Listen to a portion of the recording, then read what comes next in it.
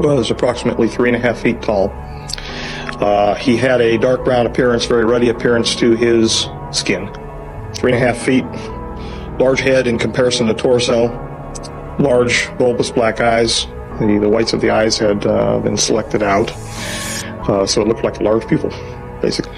And I think that probably had something to do with the telepathic nature of his mental structure. He was hunched over most of the time, could not support himself fully, given muscular atrophy, and that had to do with the peripheral neuropathy which he was suffering.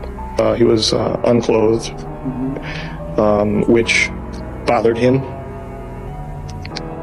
He wanted to wear clothing and was refused in every turn.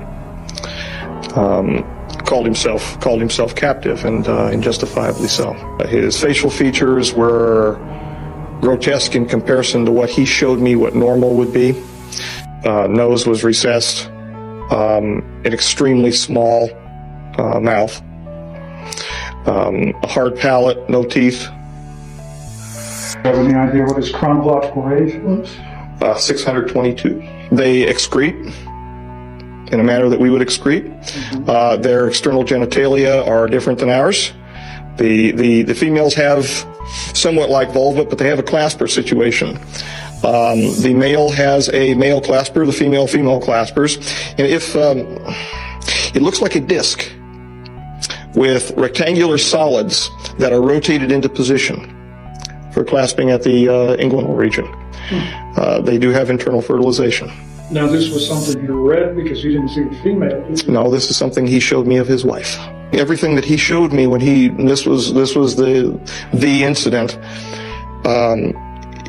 When he projected it into me, it felt like I was there. He was extremely depressed. If we were to term him human, I'm not a psychologist, but I think he would be termed as clinically depressed. He wept, but he didn't weep outside. He wept when he was with me. Well, could you estimate what his level of intellect was? Smarter than me. He was smarter than me by a long range. Did he have a wide range of knowledge? The mathematics that he showed me blew my mind. Was that right? He showed me concurrently not only the equations for the rule of nines, but he also did so diagrammatically, and he did so with three-dimensional, like a VRML system, where I was watching cubes come together. Highly evolved, highly intellectual, highly repressed emotionally. When I was with him, I felt great happiness to be with him, but I could feel his great sadness, not only because of what he wanted to become, what he knew he was by being present with us, but where he was and how he was being treated.